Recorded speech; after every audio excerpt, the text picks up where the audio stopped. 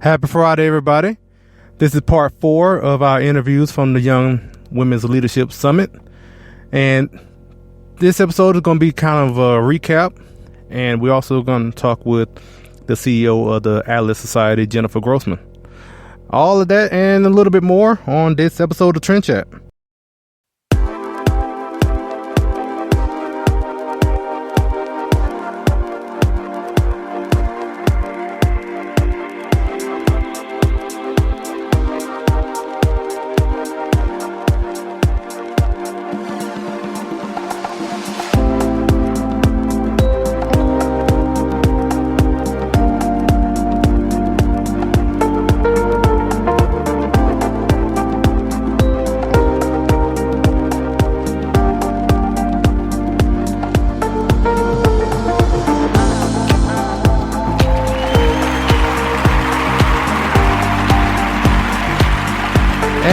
Welcome, hello, hey, how y'all doing? And all of that, salutations, greetings, and all the other words you can use to say hello. And welcome to another episode of Trend Chat. I'm your host, Brian Bledsoe. And, I'm just thinking of how many people who have listened to this intro where I say, if you want to connect with us on social media, go to Facebook, Instagram, Twitter. It's all the same name, Trend Chat 24/7. And that I write for politichicks.com. If you want to read some of my articles, go to politichicks.com/author/Brian Bledsoe. And the book, Politichicks: Clearing Call to Political Activism, which is available now on Amazon and Barnes & Noble, which features one of my articles.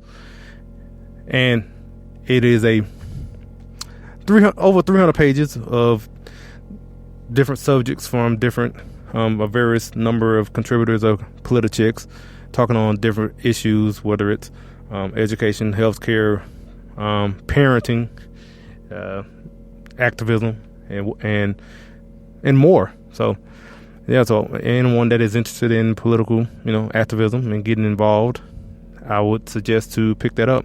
And not just because I have an article in it, but it's a good book.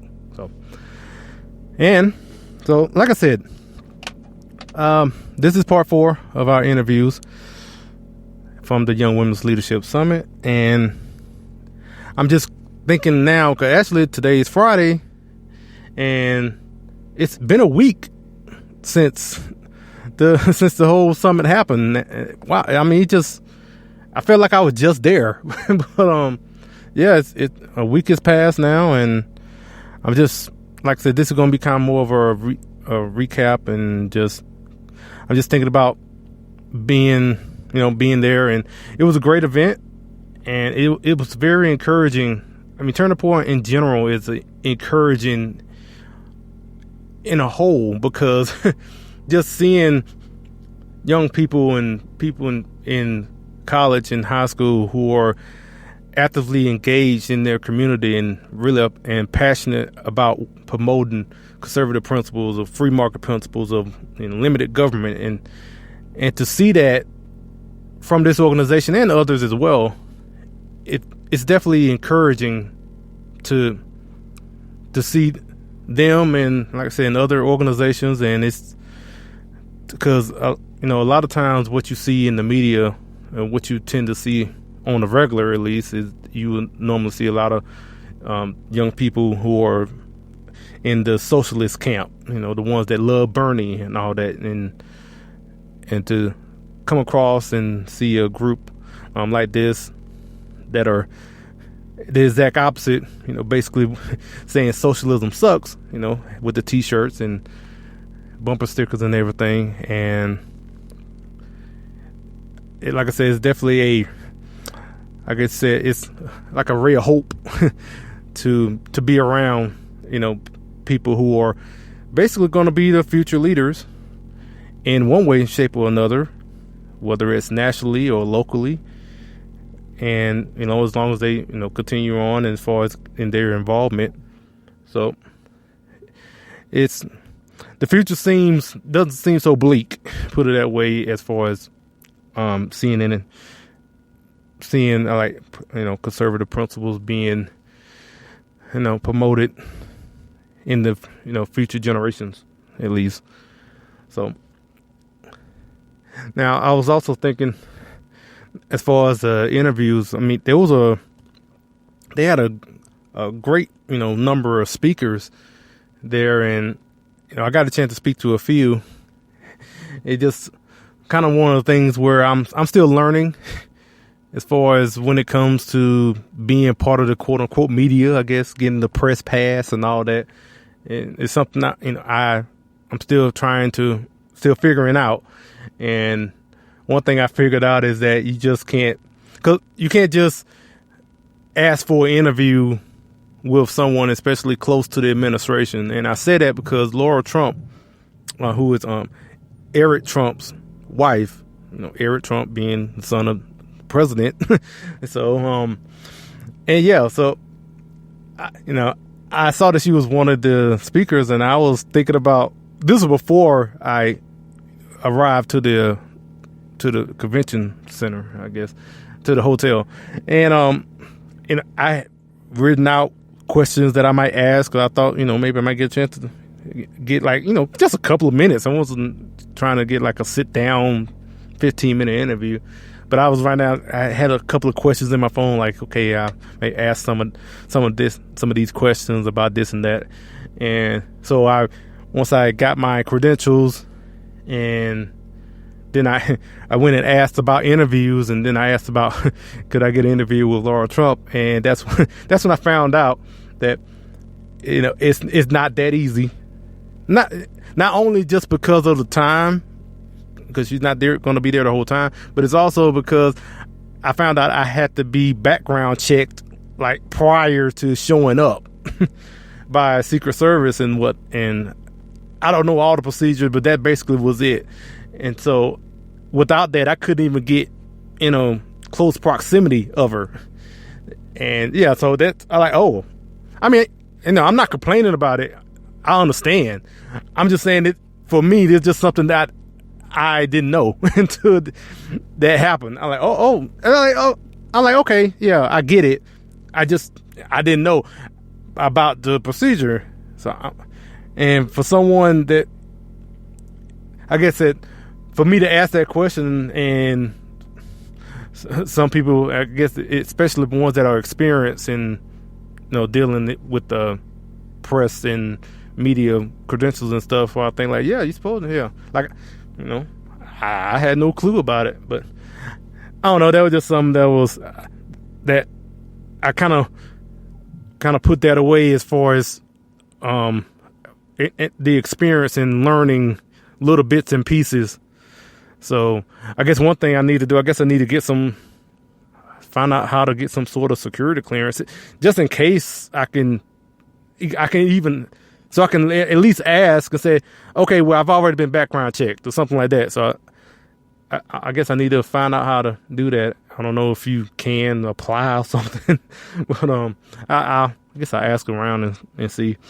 But like I said, we're going to talk with the CEO of the Atlas Society, Jennifer Grossman, and we're going to go ahead and get to our interview with her. And we talked a little bit about the summit, and actually obviously talked about the Atlas Society, so everyone could get an idea about the organization, and talked a little bit about Atlas Shrugged, which you'll hear in the interview. I think, like I mentioned yesterday, about having a very, very small part in the movie, and my involvement as far as with the Atlas Shrugged Part 3. So, if you haven't heard about it, I know it kind of came and left as far as being in movie theaters and whatnot. But yeah, there is an Atlas Shrugged movie. Actually, there are 3 of them, and you can find it anywhere, Netflix or I guess Vudu, or you can look it up as far as wanting to watch it.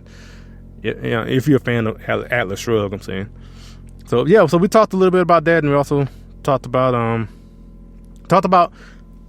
the question that was brought up at a panel during the summit last week, and someone was talking about being a Christian and an objectivist, and there were people that were saying that you can't be both.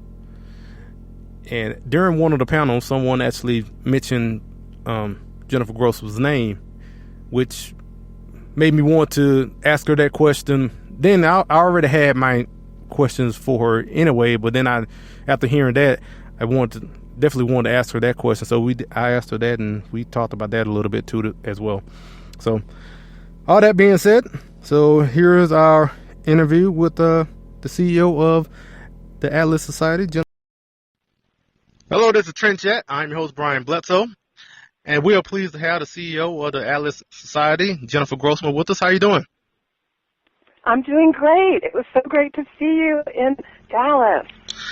Yeah, and so first off, just give us, I guess, general information about the Atlas Society. Sure. Well, the Atlas Society is a 27-year-old think tank devoted to philosophy and, of course, the principles of limited government, of individual rights, of reason. And we believe that Ayn Rand and her epic literature is some of the best defenders of our values on a moral level. And so we promote that in a variety of ways in school. You were just mentioning the screenings of the Atlas Shrugged movies that we did with Turning Point. We have our Draw My Life videos. We have reading groups every weekend. We're coming out with a graphic novel, a comic book, Anthem. And, of course, we have our epic Atlas Summit, which we've been having every summer, and I'm going to try to get you to go to. So that's a little bit about what we do. Okay. And how long has the Atlas Society been established? It was founded by David Kelly about 27 years ago. It actually started holding some of its conferences before it was officially incorporated. And I was recruited about a year and a half ago to take it over and to try some new things, some new initiatives, and to focus on a new demographic, which is making sure that millennials and younger are exposed to Atlas Shrugged and The Fountainhead and We the Living and Anthem, because, as we saw at that conference, there was a bit of a disconnect between so many of the people that, for example, were on the advisory board or that had found their way into learning more about our founding fathers, about our freedom, that were brought in by Ayn Rand, but the crowd of the women, the young women, maybe 1 in 10, had read Ayn Rand. So those are all the lucky ones because they have that adventure still ahead of them. But reading the books of these size, it's a big time commitment. I mean, you were just saying that you listened to Atlas Shrugged on a cross country trip of 5 to 6 days. And that makes a lot of sense. But so, trying to find ways to not just engage and interest people in taking that adventure, but also encapsulating the messages in a way that is complementary to the book. So our Instagram channel, our Draw My Life videos, our Tuesday trivias, our comics, those are also convey some of those messages without necessarily having to commit to the entire book. Okay.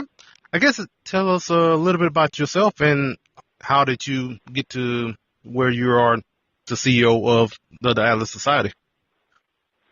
Well, I was not brought up with these ideals. I didn't read any Ayn Rand till later in life. I was brought up in a pretty liberal community. I was a Peace Corps baby, and it wasn't until I was off in college at Harvard that I started to meet people that just didn't fit the stereotype that I guess I grew up with, which was that anybody who was Republican or conservative or libertarian, they're just either really, really stupid or just very bad people. And when I started to meet people that didn't quite match that stereotype, I realized I had to do some more digging. And so I studied government at Harvard. I went to Washington, D.C. I started working in television, and then later ended up at the White House under President George H.W. Bush.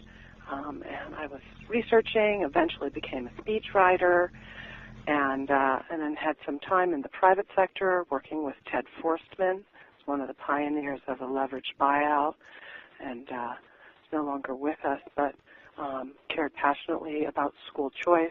And he and John Walton got together, and they launched a scholarship initiative that offered $100 million in scholarships for inner city kids to go to the school of their choice.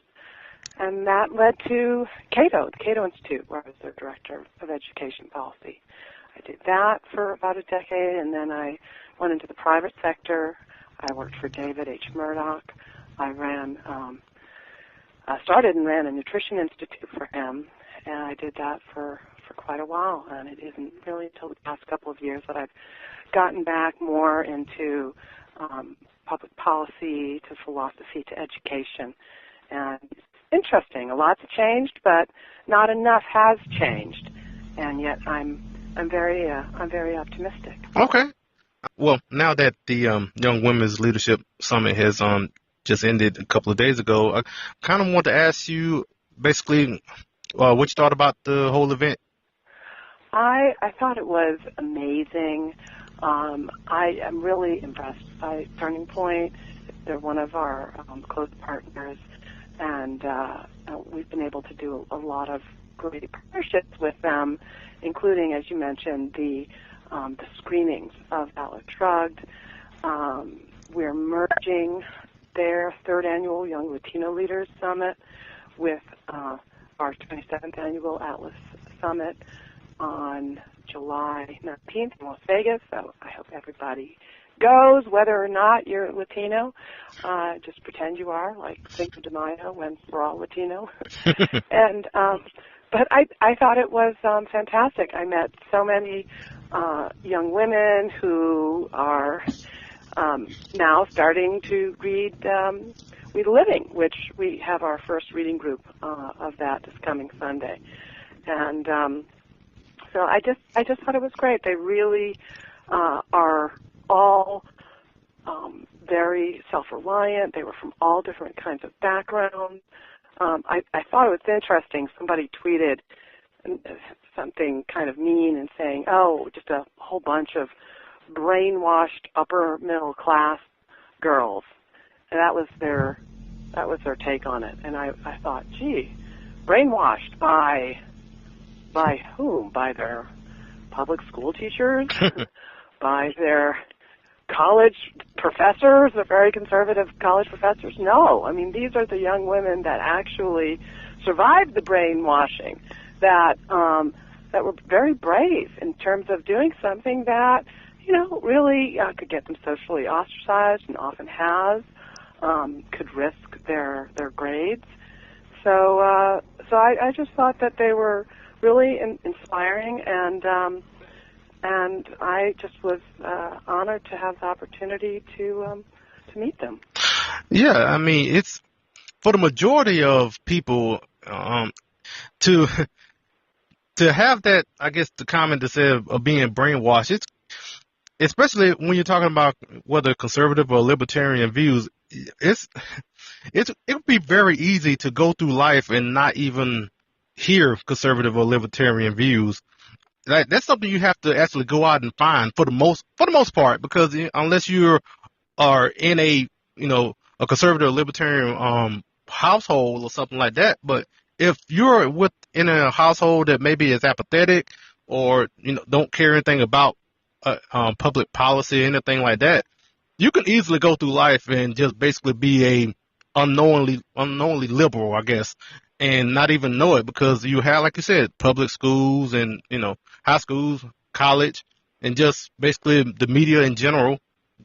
It'll be very easy to just go through life and not even consider these views. Yeah, what did you think? What were your impressions of the conference?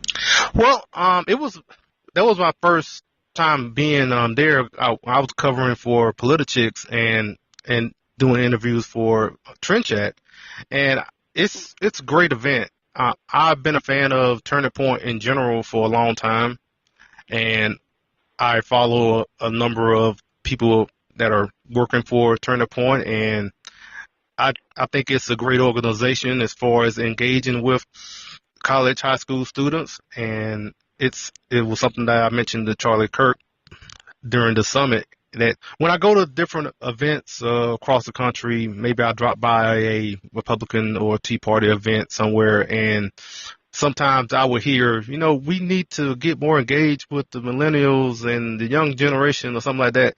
And every time I'll mention, hey, well, have you heard of Turn the Point? And sometimes they do, but unfortunately some don't. And, when they say I haven't, I say, well, hey, 9 times out of 10, there is a regional director nearby at one of these campuses. So I would say, just look up tpusa.com. I was trying to think off the top of my head, but I would just tell them about Turning Point as much as I can, especially if they're looking to engage with millennials in college campuses and high school. So yeah, the whole event was great, and like I said, we'll have some more interviews from the Young Women's Leadership Summit, and I may make it to Las Vegas for the Young Latino Leadership Summit and the Atlas Summit. So definitely look forward to another event. So now, I'd love to have you there. Now, in one of the panels, I can't remember exactly, and this actually was something that intrigued me more to interview you, because I already wanted to talk to you, but then I heard someone mention your name at one of the panels, and they was talking about being Christian and being an objectivist, and someone was saying that people make the assertion that you can't be both, and one of the panelists said, well, you need to talk to Jennifer Grossman about that, because she can tell you that that's not true. So that's a question I wanted to ask you, and kind of want you to kind of expand on that subject about being, can someone be Christian and objectivist? Well, thanks for that question. And I think my focus with writing that Wall Street Journal op-ed, which was Can You Love God and Ayn Rand, was really not so much about, are you going to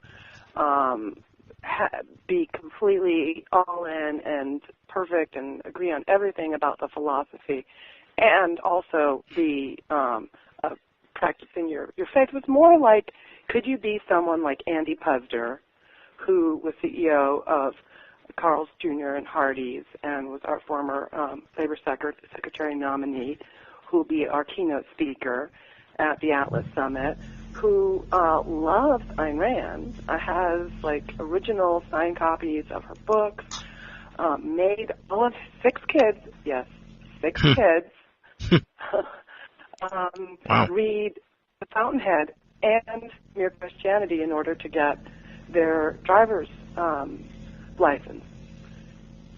So he is someone who really felt that Ayn Rand was someone who inspired him, who captured the great American entrepreneurial spirit, who celebrated what was best in America, which was self-reliance and our free, voluntary, free market system.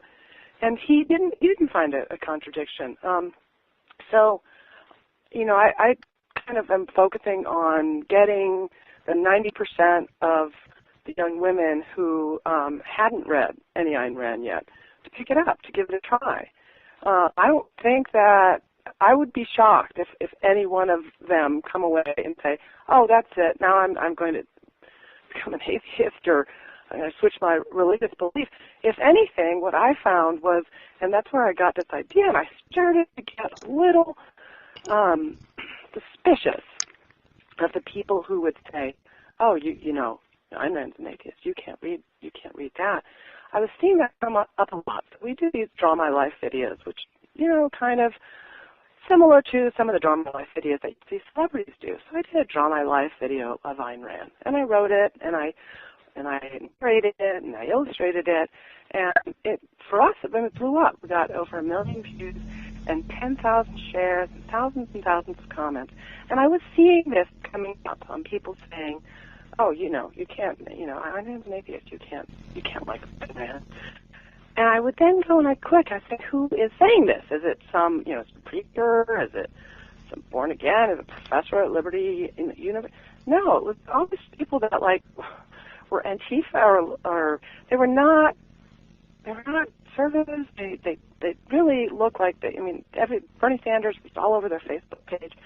So it's like, well, why do they care, right? And I began to, and then I was getting people that were pushing back against them, and they were saying, well, actually, I read Ayn Rand, and I became deeper in my faith. Or I read Ayn Rand, and I went from this kind of Judaism to that kind of Judaism. So I was just like, well, so I'm kind of all over the map here. I think that there are objectives. I think, by and large, if they embrace that label, that they believe that everything is non-mystical, it's proven reality, it's A is A, and that's one of the pillars of, that's her metaphysics, and that you discover reality through reason and not through faith or through prayer. But by and large, I felt that, a lot of people read, and they're not dummies, and that's the other thing. I got so attacked for writing that Can You Love God and Ayn Rand from objectivists. I got attacked from people that I thought kind of shared my objectives, my goals, and getting people to be more interested in Ayn Rand. I wasn't trying to misrepresent Ayn Rand, but they said, oh, only an idiot could read the books and not realize that of course, you can't be a Christian and an objectivist.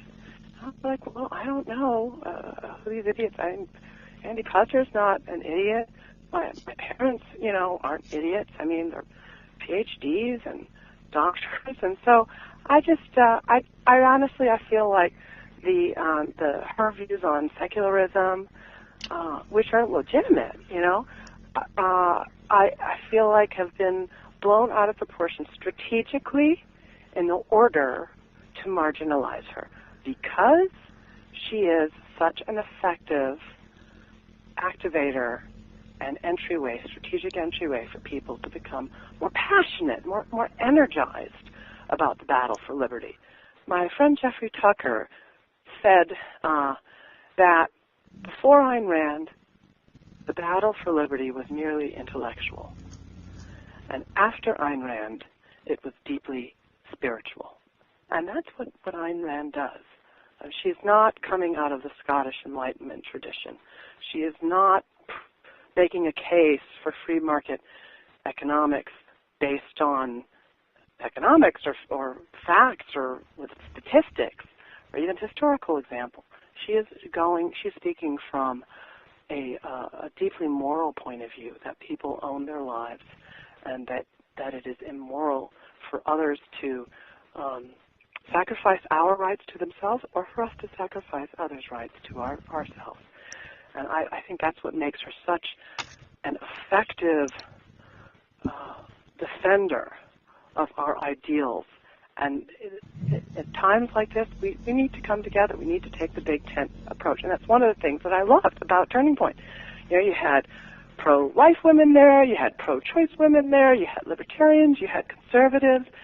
And I think that the more that we can realize that we have strength in what unites us, and to not compromise principles, but really just be clear-eyed about the role that Ayn Rand has played and that she can play in our shared fight for liberty. Yeah, and as someone that has listened to the book and also participated in, as far as the movies to a very, very, not very small degree, but not so small. Oh, come on! You won the contest, the sticker contest. So you went to the premiere on that, and then you appeared in the movie. That's way bigger than a role than I had. I think that's pretty. You got to tell people about that, because I hadn't heard that. So would you just tell your viewers? Well, if in Atlas Shrugged Part 3, I participated in a video submission contest, and there were two contests actually. And the first contest was to submit a video clip, and if you're chosen, you will be in the movie. And I was one of 15, I think 10 or 15 people that was had their video posted right after John Galt's speech in the movie. And so we basically just said a couple of lines. We just said, who is John Galt? I am John Galt. And we just had that one scene together. And also there was another contest where they gave us Post-it notes that said, who is John Galt? And put those Post-it notes on different places and take a picture of them. And if your picture is chosen, then you go to the premiere of Atlas Shrugged on Part 3 in Las Vegas. So my photo of a picture of, what was it, a book called Common Core for Dummies.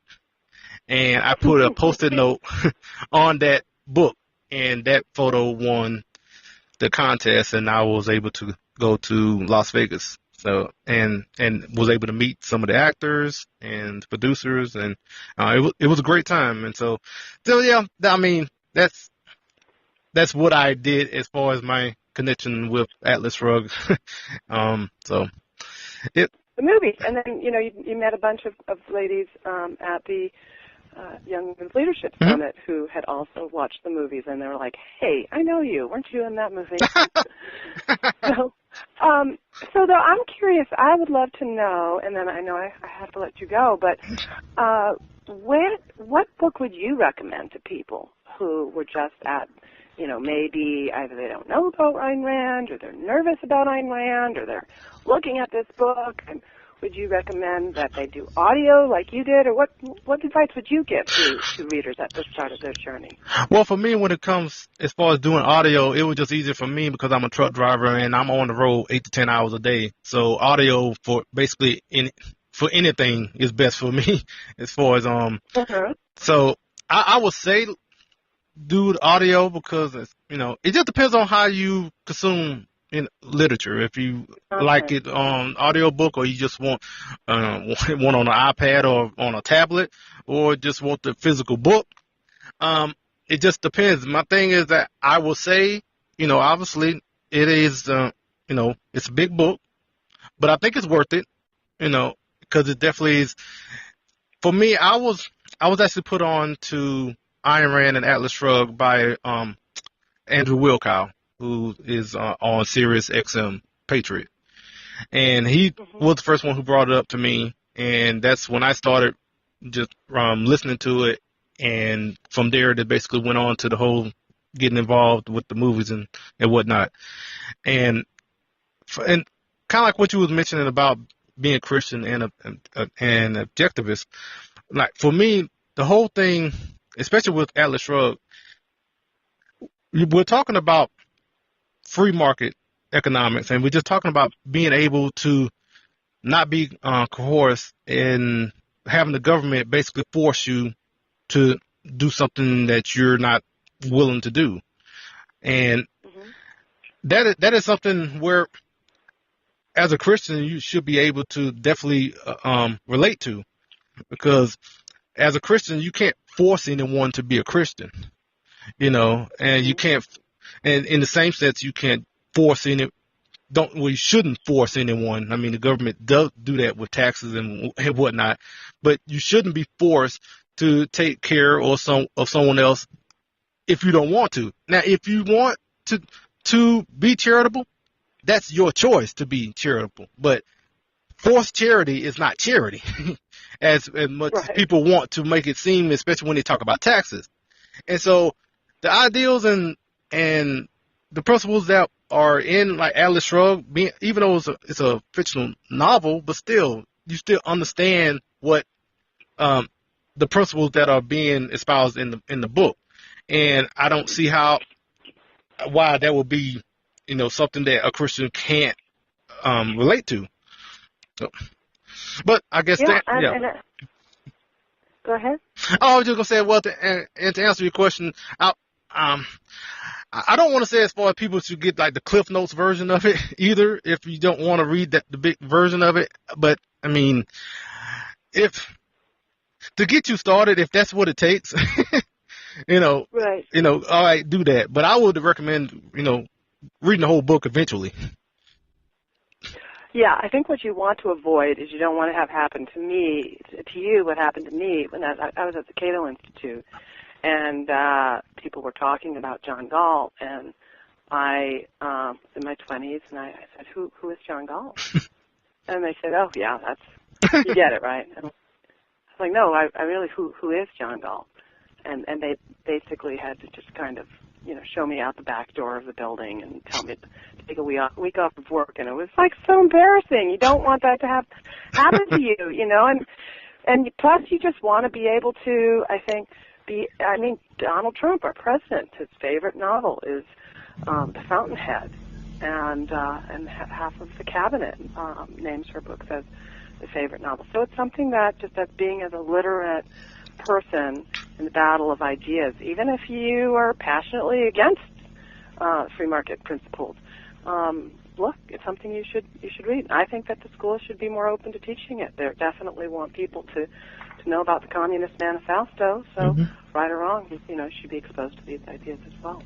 Yeah, and that would be great. And given what you're doing with the Atlas Society and the Turning Point in general, hopefully we would get more true diversity in these universities. So, thank you so much for your time. Thank you for what you did at the Young Women's Leadership Summit, and hopefully we will see you at Las Vegas at the Atlas Summit. Oh, that would be awesome. All right. Thanks, Brian. Yep, and thanks to Jennifer Grossman for joining us. And it was good to have the conversation and talking about everything just then. And I was just thinking about like I said in the beginning of the program today, I was just kind of like the whole Young Women's Leadership Summit was a pretty good event. I really enjoyed the speakers and everything, and as far as like what we were talking about as far as the Young Latino Leadership Summit and the Atlas Summit coming up, so we'll see about if we'll be there or not. And actually, while we were going over that interview, something came to mind that just happened, I guess, I don't know, maybe it was yesterday, just something that I wanted to touch on, hearing about actor Johnny Depp. Basically, I guess he was kind of joking about, about an actor assassinating the president. And given the events that just happened a little over a week ago with Representative Steve Scalise and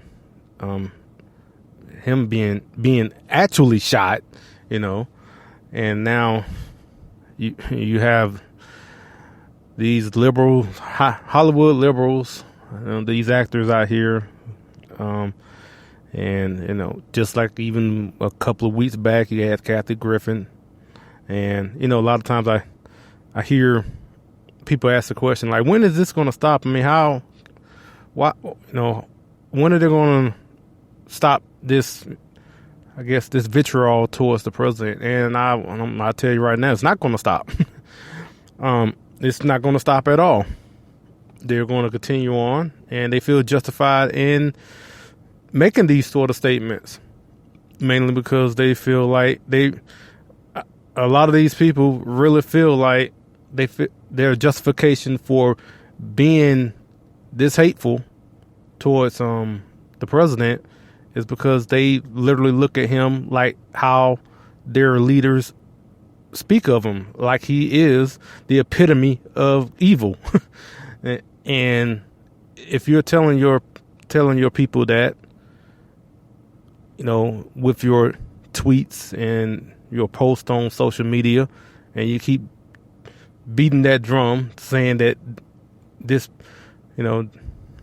president needs to be stopped and stuff like that, then you're going to have people feel justified in feeling that way, and it's just going to continue on. So yeah, like I said, it's not going to end. And so it's just, it's something that you kind of, unfortunately, it's something it had to kind of get used to in a way, not so much to get desensitized, but I'm just saying it's just something you just know it's coming. Knew that before you even was sworn in. So anyway, so it's been a good couple of these 4 shows, and we'll be back to the regular schedule next week, Tuesday and Thursday. Have no idea if we have any interviews or not. It'll probably be just me. So don't feel sad. I mean, obviously, don't, still, even if it's just me, still come back. And I appreciate everyone listening. And, I'm just looking at seeing, people that have been listening so far. And I definitely appreciate everyone listening in. And I will say, if you do like Trend Chat, something I haven't mentioned in a while, but yeah, if we're available on Google Play and iTunes. And if you like this, share it with your friends and subscribe on iTunes or Google Play, and just spread it around. I appreciate the audience we have right now, but as far as let's see how far we can grow the audience in one way or another. So with all that being said, I say once again, thanks to everyone listening, and until Tuesday, we will chat with you later.